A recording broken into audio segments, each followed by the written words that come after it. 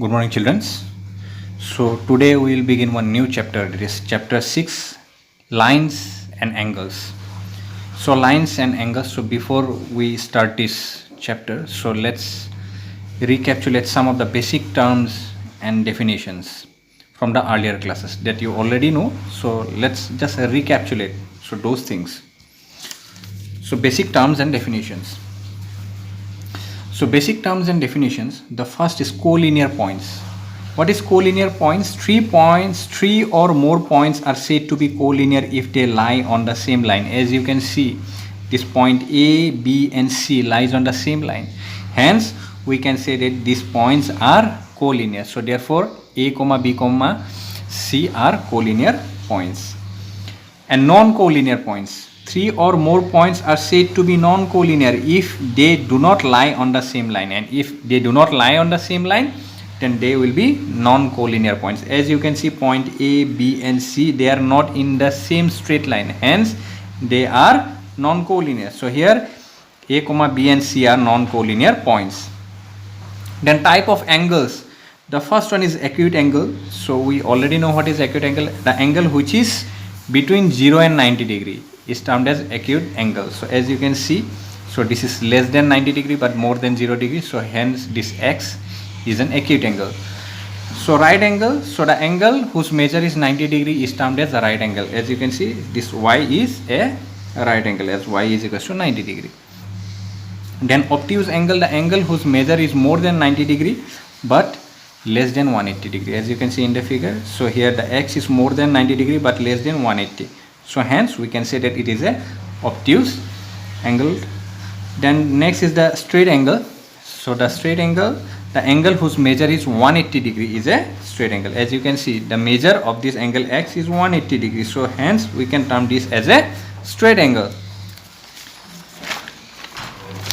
Then the next is reflex angle, the angle whose measure is more than 180 degree but less than 360 degree. So the angle whose measure is more than 180 but less than 360 degree is termed as reflex angle. As you can see, angle this is the angle, this angle AOB. So up to this much it is 180 degree. Since it is more than 180 degree, so therefore it is a reflex angle. Then adjacent angles. What are adjacent angles? Two angles are adjacent if they have a common vertex, a common arm, and their non-common arms are on the different sides of the common arm. So these two angles, as you can see, two angles are given in the figure. So they have a common vertex, that is the common vertex is B, and they have a common arm, that is BD is the common arm for both the angles. So and the other two arms, that is AB and BC, it lies on the different sides of the common arm, that is it lies on the opposite sides of the common arm. So hence we can term that this angle ABD, so this angle, and angle DBC, so this angle, so these two angles are adjacent angles. So here angle ABD and angle DBC are adjacent angles. Then linear pair. So what is linear pair? A pair of adjacent angles is termed as linear pair if the sum of the adjacent angles equals 180 degree. So a pair of adjacent angles, first condition that it must be adjacent angles, then the pair of adjacent angles is termed as linear if the sum of the adjacent angles is 180 degree. As you can see in the figure, so these two are adjacent angles, that is angle ABD and angle DBC, CBD. Angle ABD and angle CBD are adjacent angles, and if we sum up, that means if we add these two angles, we will get 180 degree. So therefore this is a linear pair. So here angle ABD and angle CBD are linear pair, as angle ABD plus CBD is equals to 180 degree. So next is vertically opposite angles. So what are vertically opposite angles? So in short form we write as V dot O dot A. So vertically opposite angles formed between two lines, say AB and CD. So these are the two lines, that is AB and CD, that intersect each other at a point O. So they intersect each other at point O. These lines, that is AB and CD, they intersect each other at point O. So here angle AOC, so this angle, and angle DOB. Angle AOC and angle DOB are vertically opposite angles, and similarly on this side Again, two vertically opposite angles are there, that is angle AOD and angle COB.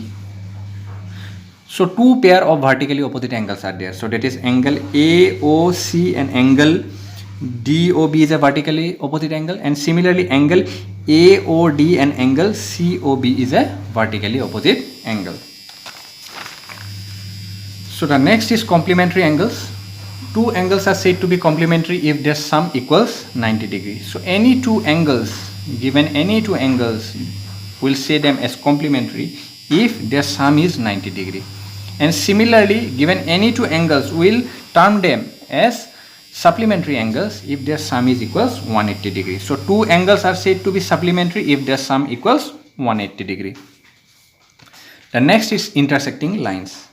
The lines which cross each other at a particular point is called intersecting lines. So two lines are there, as you can see, AB and CD are two lines, and they cross each other at the point O. So therefore they are intersecting lines because they are crossing each other at the point O. So here O is said to be as the point of intersection. So this O is known as the point of intersections, and this AB and CD are intersecting lines. Then what are non-intersecting lines? The lines which never cross each other at any point is called non-intersecting lines. That means the lines which do not cross each other at any point, and even if you extend this line so indefinitely also, they will not cross each other at any point. So therefore we can term them as non-intersecting lines. So the lines which never cross each other at any point is called non-intersecting lines. As you can see in the picture, A, B and CD are two lines and which are not intersecting at any lines, and even if you produce indefinitely both the lines on, that is left hand side and right hand side, so even then it will not intersect at any point. So such lines are called parallel lines. So such type of lines are known as, that is A, B and CD are parallel lines. And the distance between any two points on the parallel lines is always same. And the distance between, if you take any two points on the parallel lines and if you measure the distance, you will get the distance is always equal. Between any two points, you consider any two points on the parallel lines and measure the distance remains same. So therefore we can say that the distance between any two points on the parallel lines is always same. The parallel lines are denoted by AB parallel CD. So we denote the parallel line symbolically in this manner, that is AB parallel CD. So that's all for today. The remaining we'll discuss in the next class. Thank you.